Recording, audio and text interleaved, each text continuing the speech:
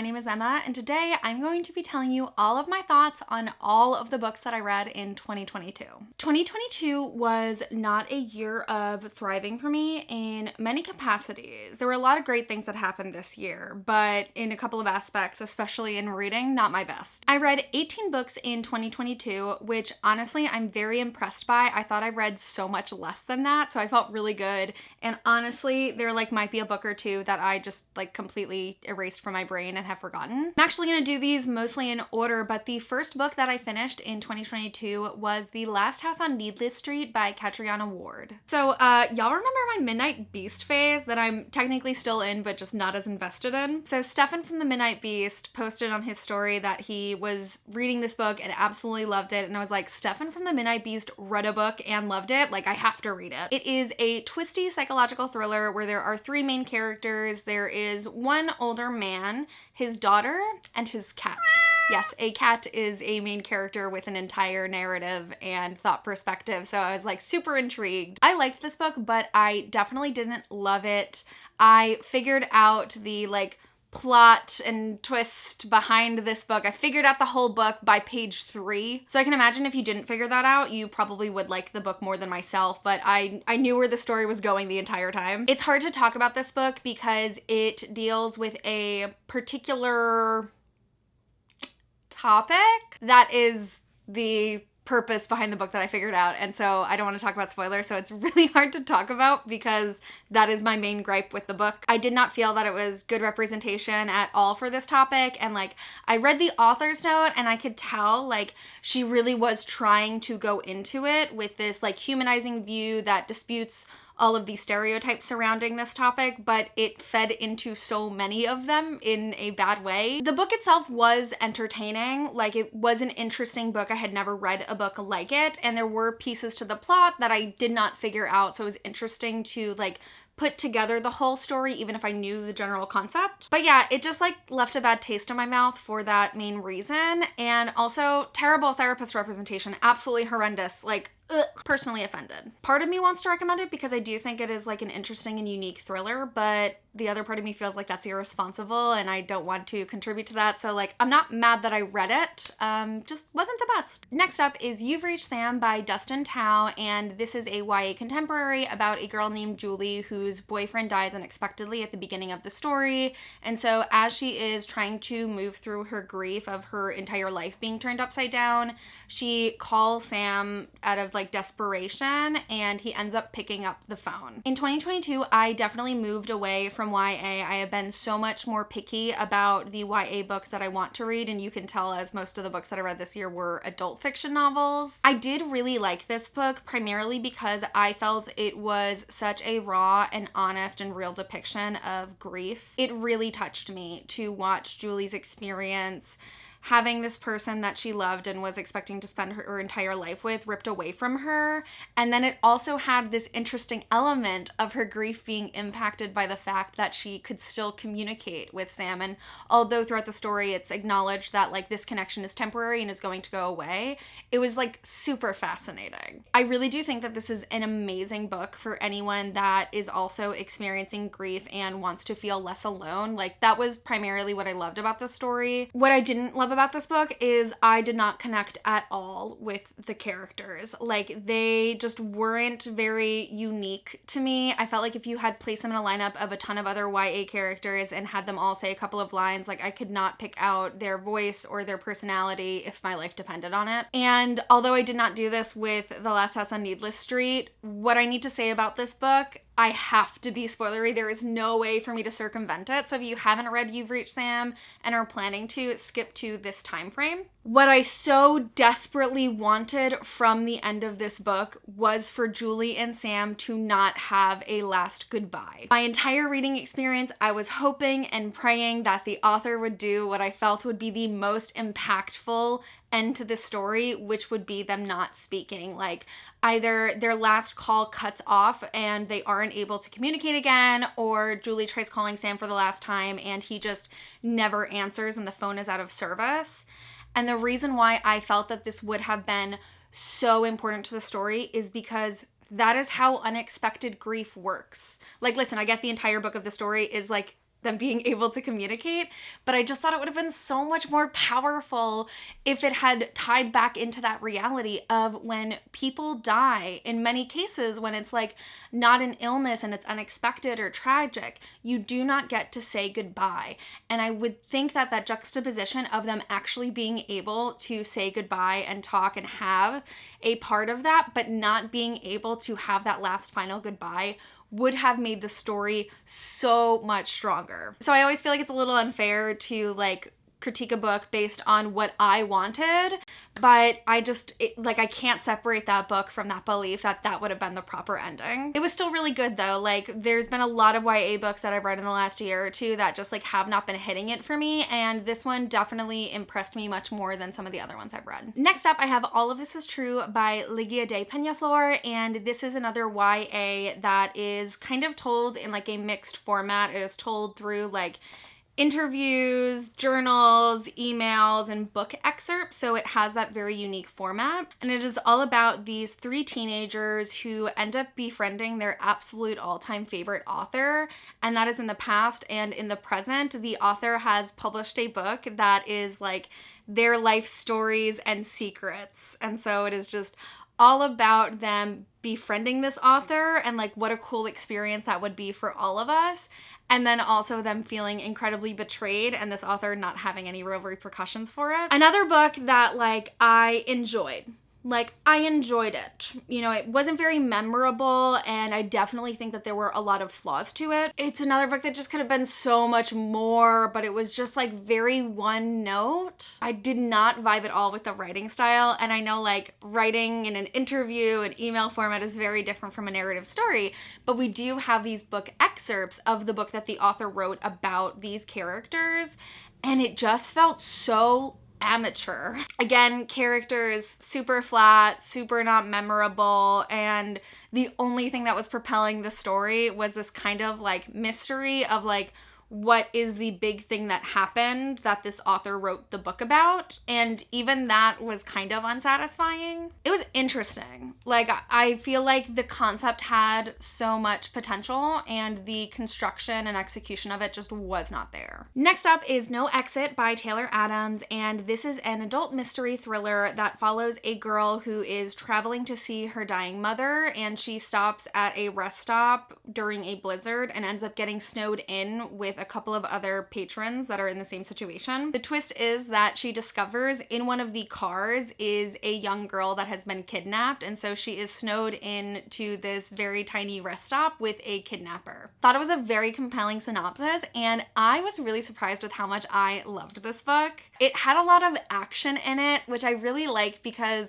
a lot of thrillers that I read at least are like very psychologically based or very slow paced, but I feel like there were just so many plot twists and turns, and like when you think you have the book figured out and like who the kidnapper is or what the situation is, like you're totally wrong. The main character was also like a little bit more memorable than some of the other books I've been talking about, not like anyone groundbreaking, but it was definitely a great character to carry the story. The setting is also super cool. I like love a book that has like a really, really small setting or like takes place over like a shorter period of time. I think they're just really fun in that way. And it was so visual. Like I felt like I was watching a movie while I was reading it.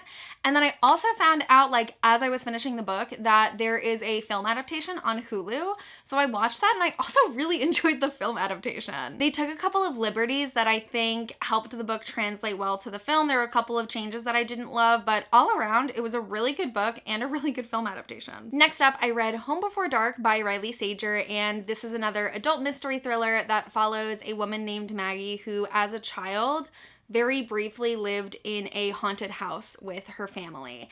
And after like 20 days of living there, they were so horrified that they fled in the night and never returned. Maggie's father is an author and wrote about the family's experiences in a horror memoir that became incredibly famous. And so after his death, Maggie has inherited the house and goes back to prepare it for sale. If you've been on my channel for a long time, you would know that I have read 2 other Riley Sager books. And although I liked Final Girls, I hated The Last Time I Lied, and I have just been like in this weird limbo state where I know that I don't like Riley Sager's books, but the synopsis is so intriguing that I can't stop myself. Like, I did like this book way more than The Last Time I Lied, not more than Final Girls, but I'm like, I still want to read Lock Every Door. Like, why is that? I definitely don't remember as much about this book as I do some of the other ones, partially because I read it so much earlier in 2022, but it also wasn't that memorable. But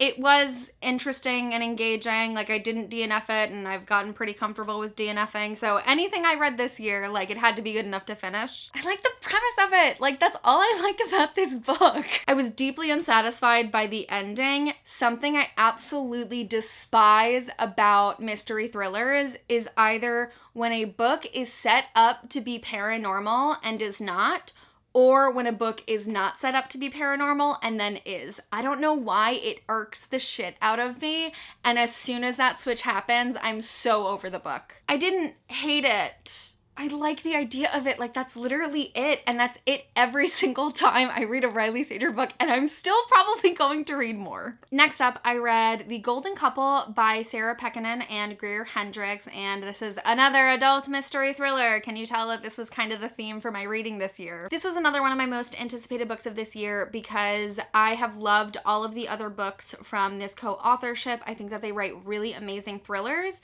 And also, this book follows a therapist. The main character is a therapist. She lost her license due to her unconventional methods and is now operating through some kind of loophole, but she ends up getting a couple that comes into her practice, and although the wife has set it up as like wanting to talk about the difficulties they're having, I think, with their child, she ends up revealing that she's been having an affair. So part of the therapist's like unorthodox methods is that she's essentially like stalking her clients and watching them when like they are not aware and getting deeply involved in their lives to help them with this infidelity problem. I did really enjoy this book, but as I'm sure you can assume by me being a therapist, I had quite a few mixed opinions. It definitely was a book that I enjoyed my reading experience despite that. I could talk for hours about poor representation of therapists. I know that there are bad ones out there, but it just seems like the media loves to villainize us. It's not that like the therapist is like a horrible person. Like Greer Hendricks and Sarah Pekkanen have delved into that in Anonymous Girl. It's a very similar plot of like a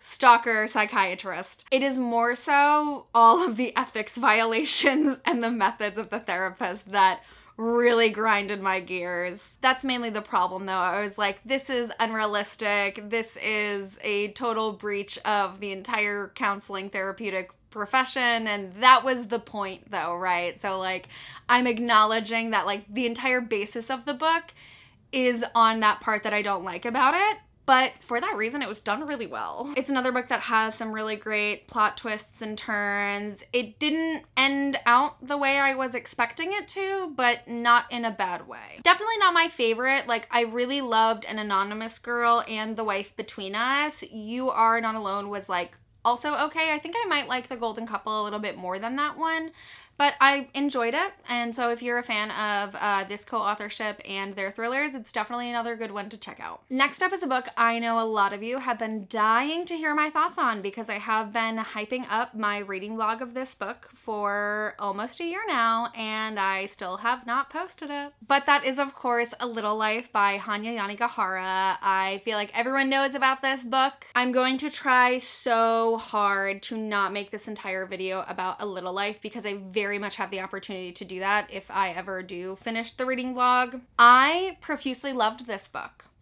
but I do not like this book. And I feel like that is the best way that I can capture my feelings on this book in one sentence. I loved the writing style. I felt it was super unique. It is like told in such long-winded run-on sentences, but it so works. And an aspect I just like found so interesting about the book that I couldn't get over is that although it is primarily told in third-person perspective, all of the other main characters, when we are in their perspectives, like we say their names, and Jude's name is never mentioned in his perspective, which is the grand majority of the book, and only mentioned by other people. And I just thought that was such a cool artistic choice. I love a hard-hitting, raw, terribly depressing book. Like, I just have always enjoyed a really sad book that deals with really intense topics.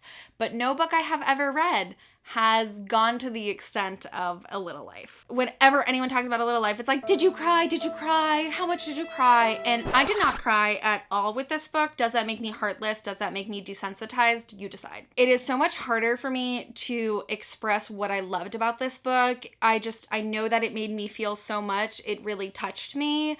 And it is a book that I will be thinking about for the rest of my life, but just like, it feels so abstract. Whereas the things that I did not like about this book or that I take a problem with are so much easier for me to articulate. Before we dive into like the real critiques, something I did not like about the book was that it is set up as being about these 4 friends. And although we get a touch of 2 of the other characters' perspectives and a little bit more about another one, the book is so much Jude's perspective. And I felt like I was missing out, and like I would have wanted so much more from the other characters because they ended up feeling like such secondary characters. Something that severely impacted my reading experience of this book, and definitely like how I ended up feeling about it, was that as I was filming this reading vlog, I did not want to wait until the end of the video to read up on some of the criticisms around this book because I really wanted to be informed, and that's something I really value when talking about books and reviewing them. And so I was like, I would rather do that in the middle so that I can talk about it and so people don't think that I just love this book and am ignoring all of the glaring issues with it. And then I got spoiled twice for the biggest, most shocking, most horrible things that happen in this book. So yeah, I will never be doing that again. They weren't necessarily like surprising, but they would have been if I didn't know about them beforehand. So even though that happened to me, I definitely, as I was continuing the book, knowing what was going to happen, was left with this expectation of, okay, like nothing goes right. Like I know that that's coming. But I think that even if I did not have that experience, I would have gone through this book. And even when there are happy moments, it's like you cannot feel good about them at a certain point because you know that everything is going to turn to shit. And then it just becomes very, very hopeless. And that's one of my big problems with the book, is that the only thing to take away from it is hopelessness and despair. And like, yeah, I get it that that's what the author was going for, but was that the best way to go about this story? I do think that there is a lot of irresponsibility with this book. Number one, with how graphic the content is. I used to be somebody that was like, graphic depictions of terrible things do need to be shown so that people can be educated. But as I have become significantly more informed on mental health and how we talk about it, it is not necessary to be this graphic. There is so much of this book that did not need to be told in that detail. And for that reason, it left a really bad taste in my mouth. Like, we are teaching people how to self-harm. Whenever anyone talks about A Little Life, it is either this is absolutely trauma porn or this is not trauma porn. I was very uncomfortable with the idea of referring to this book as trauma porn in the beginning of me reading it, especially, and even after I had finished it. And I think that's because working as a therapist, like, I work with so many people who have experienced traumas similar to Jude in this book. So I know firsthand that people can experience the horrors that Jude has experienced and the despair and worthlessness of themselves that Jude feels. But in reflection, and definitely as the book was going on, it is very much exploitative. I think most people have heard that the author does not believe in trigger warnings, and I understand why some people don't like them. I firmly believe that they are integral and very important when it comes to publishing media. But the fact that this author wrote this book and like does not think that trigger warnings are needed or necessary, are you kidding me? And additionally, the author made like a very bold statement about how she believes that psychology is like religion. It is a belief system, a theory, and not a science. And that talk therapy doesn't work and is pointless, and it really disgusted me. And I also heard that the author did not do any research into childhood abuse, and I'm just like, if you are interested in hearing more about that perspective on this book, of it being trauma porn and irresponsible, I really love Man Carrying Things video on it. I feel like it perfectly explains all of my thoughts on it. So yes, I did love this book and nothing is going to change that for me, but I think that there are significant issues with it that will also not change. So if you are interested in reading A Little Life, if you have listened to the thoughts of all the other people and it's the type of book that you would like to read like myself, please read the trigger warnings. Like, it is very important. I will link them below, but this is not a book that I think most people can handle. So please take care of yourself because a book is not worth that. But like, I do love it. Like, I really am one of the people that absolutely loved this book, but I very much at the same time just super clear as to why so many people dislike it and why I feel like there are a lot of really big problems with it. So in 2022, the HeartStopper Netflix show came out and I watched it and absolutely loved it. It was just so feel good and such a fantastic adaptation, and so that really inspired me to reread the first 3 volumes of HeartStopper and to pick up the 4th volume for the first time. I've talked about HeartStopper on my channel. I think everyone knows about it, and my thoughts on the first 3 volumes of HeartStopper are pretty consistent. It is so cute and fluffy and lovely. I love that we just have this like really wonderful, all good and gooey queer romance story, because those are things that we do need. But essentially, I have just felt like this series does not have enough conflict, it does not have enough substance, and that is something that I always felt that the story was really lacking in, but I also recognize that like that's the intention. It's supposed to just be this fun, feel-good romance, and people deserve that. Reading HeartStopper Volume 4, I really enjoyed this. I think this is my favorite of the volumes so far, and it is because finally we have some conflict.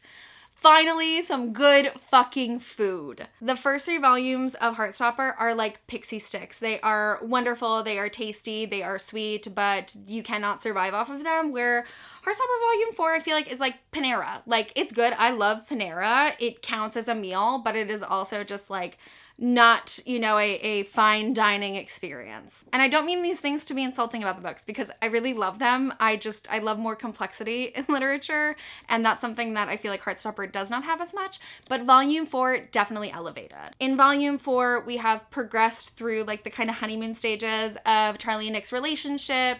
Things are getting more serious, and Nick is grappling with coming out to a family member, whereas he is also witnessing the development of Charlie's eating disorder. I talked a little bit about that in the book haul that I recently posted, but I really liked the representation. I loved that it showcased what it is like to be there and want to support a loved one struggling with their mental health, and how helpless that can feel, but especially as a teenager when like you don't have the skills to be able to deal with those sort of things. So it really did give me more sustenance than the other volumes, which I really enjoyed, and I'm really hoping for more of that as the series progresses. But yeah, read HeartStopper. Like, I actually read these digitally on my phone when I was like in the city one day, and if I did not read all of them in one day, I definitely read the first 3 in like one sitting. So they're super quick reads, very enjoyable. I love the illustrative style, and it's just cute and fun, and we need that every once in a while. The next book I read in 2022 is I'm Glad My Mom Died by Jeanette McCurdy, and this is definitely one of my top favorite books of the year. I feel like this really was like the book of 2022. It got so much hype, and it is so deserved. We all know Jeanette McCurdy from her iconic role as Kat in iCarly, and so this is her memoir that details pretty much her entire life. It tells a story of her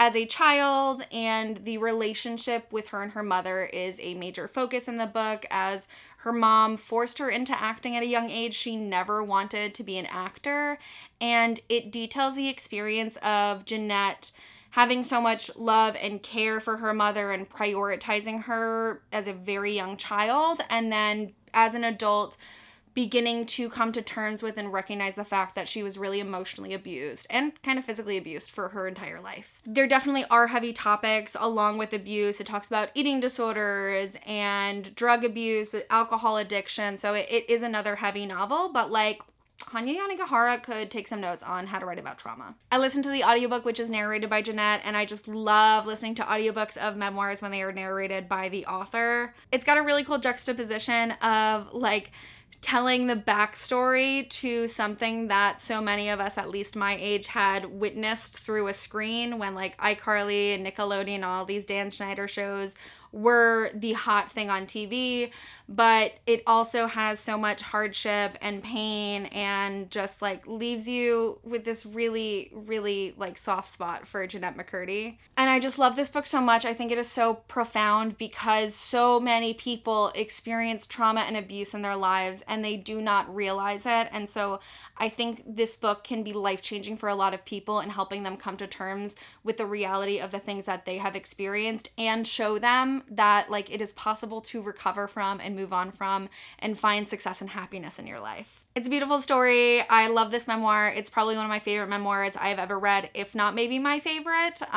It's fantastic, and if you have not read it or listened to the audiobook, you absolutely should. Next up, I read Carrie, Soto is Back by Taylor Jenkins Reid, another highly anticipated book for me of last year because y'all know I am a Taylor Jenkins Reid super fan. Have y'all seen the trailer for Daisy Jones and the Six and listened to Regret Me? My life is deceased. Like, I'm not existing anymore. This is my ghost speaking to you. Carrie, Soto is Back is a fiction novel character study about a tennis player named Carrie Soto, and it follows her from a young age when she first starts playing tennis and how she builds up her career and becomes one of the most highly acclaimed and famous tennis players of all time. And after she suffers an injury, she takes a break from tennis and thinks that like she will never play again, but later on decides that she wants to go back to playing tennis and try and do it for I think like maybe one more season. I really enjoyed Carrie Soto is Back. I do not think it's possible for me to not enjoy a Taylor Jenkins Reid book, especially in the last couple of years. It just definitely was not my favorite out of the books I've read of hers. It's definitely my least favorite of the four. My main issue with the book is that with all of Taylor Jenkins Reid's other books, they are either taking space over a long period of time or they have lots of different character perspectives.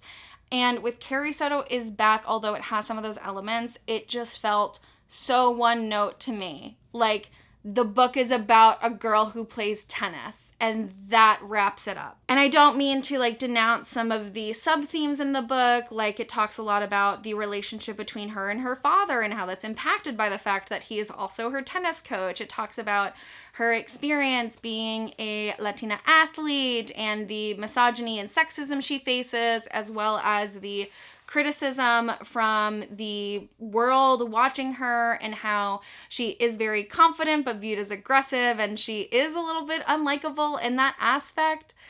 So there is complexity to it, but it just doesn't stand out. You know what I mean? I really like Carrie. I liked the characters. I liked the story, but it just does not stand out among what I know Taylor Jenkins Reid can do. So I am hopeful for her following books that they give me a little bit more of what I love about her books, but I don't say any of that in suggesting that Carrie Soto is Back is not a good book or that I didn't enjoy it. Like, I really did enjoy the book.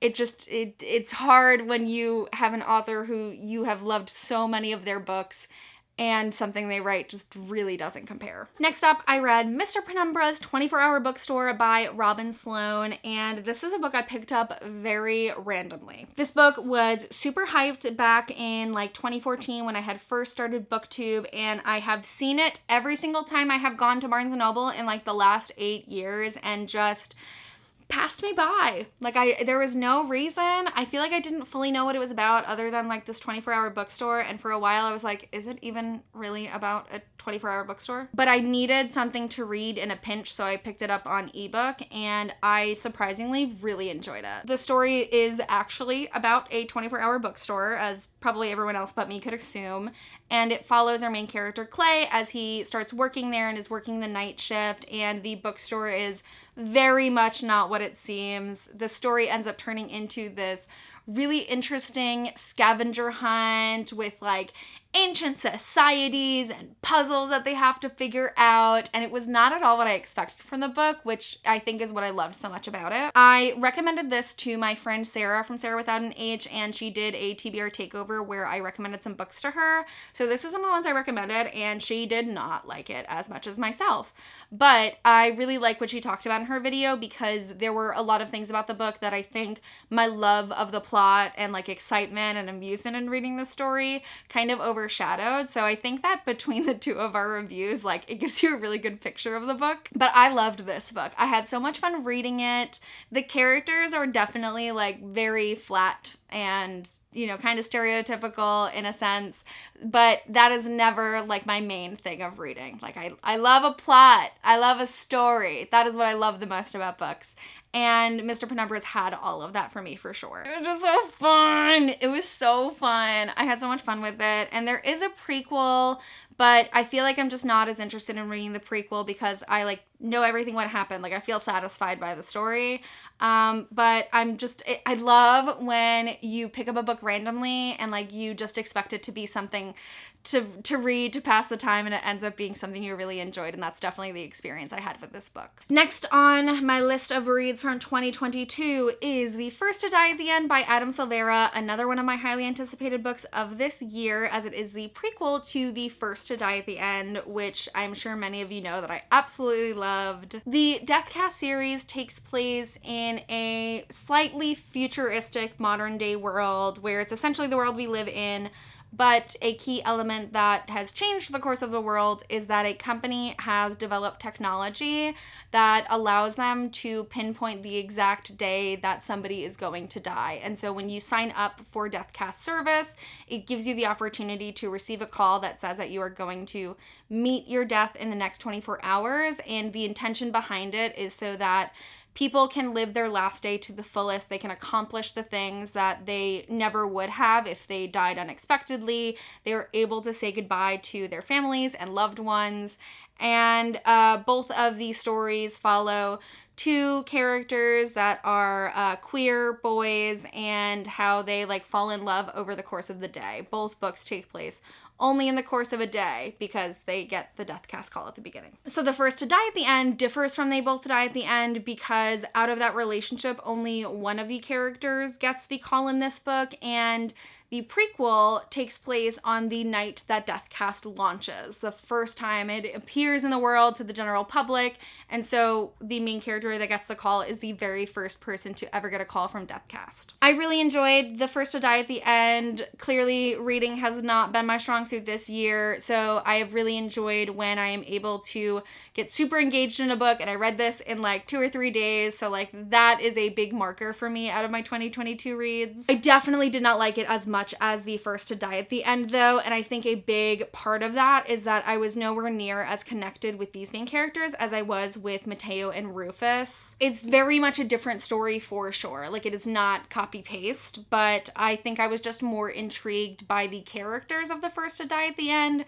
but the placement of what we know about Deathcast and finding out about its origins, and especially getting to hear from the perspective of the person who created Deathcast as things are going haywire and this is changing the world in one day, was very much an interesting part of this book I really enjoyed. And if you are a lover of They Both Die at the End like myself, there are some really great callbacks, which I think is so cool because it is a prequel that takes place before the book that we've read, but there are elements that connect to that book, like many prequels do, but it was like super in your face, which I really enjoyed. So yeah, it was a good book. I am very much excited for the third book in this series that I know that Adam is either currently working on or planning on publishing in the future. I really love this series. I would read so many books set in this world, and although I'm not like a big science fiction girly, and this isn't really science fiction, I love speculative near future fiction. I love when there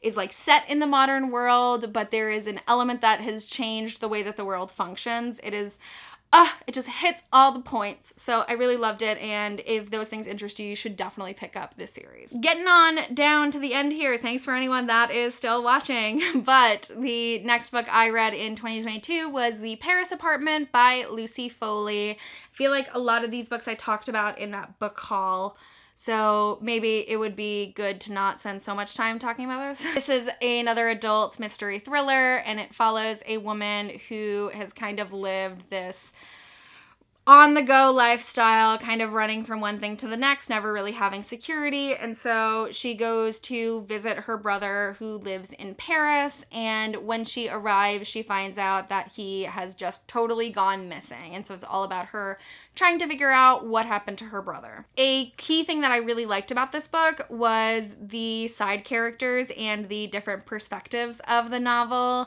Her brother's apartment is in like a stereotypical old Parisian home where like each floor is a different tenant. And so the tenants have like super interesting dynamics and personalities, and it was really cool piecing the story together because there are elements about the story that I definitely did not expect. It's another one of these books, and I feel like I have this experience with thrillers a lot where I like the concept and I enjoy the book, but it doesn't feel like the most well-written thriller ever. Like, there are parts of it that was predictable, and I feel like it just didn't like wow me or shock me. The ending was kind of like meh, like I was kind of over the book by the end of it. But I had a great time reading it, and it's another one that I finished in 2 days just because I was that enthralled. I don't know if anyone else has that experience where like you cannot love a book but be super engaged and enthralled and like can't stop reading it. I feel like I have that experience a lot with books, and maybe it's because I'm just so much about the plot and like that's the most important thing to me with novels. It was definitely good. I'm very much interested in reading more from Lucy Foley in the future. I do also maybe think that this book was like very hyped up. Like it was talked about as like the thriller of the year and getting lots of great reviews. So I think that maybe I was expecting it to be like amazing, but it was a very enjoyable read. I really did like it. The next book I read / listened to in 2022 was Daisy Jones and the Six by Taylor Jenkins Reid. Is this my like 4th or 5th re-listen to? Maybe. Y'all know about Daisy Jones and the Six. I don't gotta tell you, I talk about it all the time. This reading experience was particularly fun for me though because I listened to the entire audiobook with my boyfriend Jake. We both love Daisy Jones and the Six. It's one of our favorites. But we had started listening to it on a road trip at like the beginning of the year, I think. And we had listened to like the grand majority of it on that one trip, maybe like another time or so. Around the holidays, we went to visit my dad and we ended up finishing the rest of the audiobook on that drive home. And so it was a really cool reading experience to listen to an audiobook in its entirety with another person the entire time. Like, reading is such a solitary activity, and although things like BookTube and BookTok, Bookstagram, book blogs, and even book clubs long before that have made reading more of a community-based activity, the act of reading itself is typically solitary, especially listening to an audiobook. So it was just really cool to like sit next to somebody the entirety of the book who also already knew the story so we could talk about it the entire time. It was a very, very good memory, and clearly I am super excited for the show. And the last book that I completed in 2022 is another reread for me, and that is Chain of Gold by Cassandra Clare. I have been rereading Chain of Gold and am currently listening to Chain of Iron in preparation for Chain of Thorns, which comes out at the point that I am filming this in less than a week, and I am dying. I'm super happy that I actually squeezed in time to reread or re-listen to both of these because the way my reading was going this year, I really did not think I was going to be able to, but not only has it been so enjoyable, because of course I love everything that Cassie Clare writes. I like lick the floor that she walks on. But also it has been really valuable to be re-immersed into the story and have that all fresh into my mind going into the last book, because while I have read so much of the Shadowhunter Chronicles many, many times, Mortal Instruments, what are we up to? 10, maybe? Maybe more than that? Oh my god. But with the more recent ones, I don't always have the opportunity to read them, and I do not know them as well, and I have only read Chain of Gold and Chain of Iron once. So I really enjoyed my experience re-listening to it. I love it just as much as I did the first time. Like, my reading experience has been super, super consistent. I feel like a lot of times when I reread a Cassie Clare book, there are a lot of new things that I've noticed, and I feel like that's not the case for these re-listenings that I have been going on.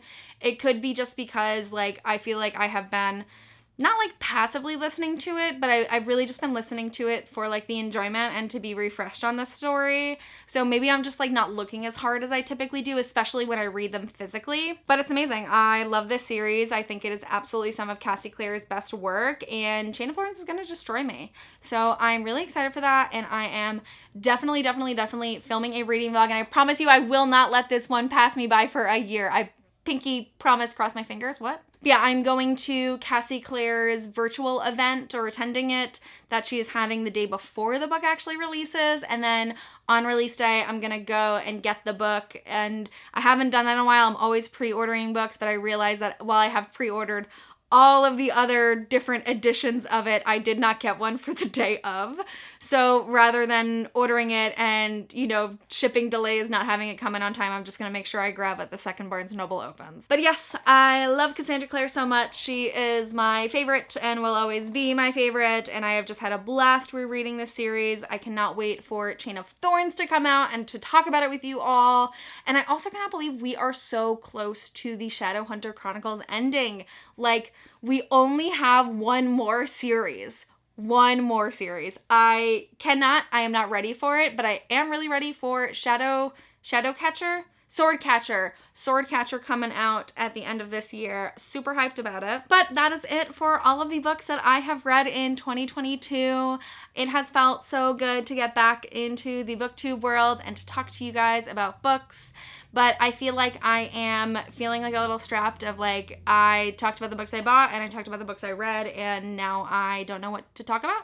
So I'm really interested to hear if you have any particular videos that you would like to see from me, whether it's like particular types of book recommendations or like a reading challenge. Like, I'm super open to any ideas, but I'm just feeling really good about being back to booktube and appreciative for anyone that has been watching my videos since my hiatus. In the comments below, you know to let me know what books you have read in 2022. What were some of your favorites? What were some of your least favorites? Have you read any of the books that I read? And I want to know your thoughts on them. But that is it for this video. Thank you guys so much for watching, and I will see you soon for a new one. Bye!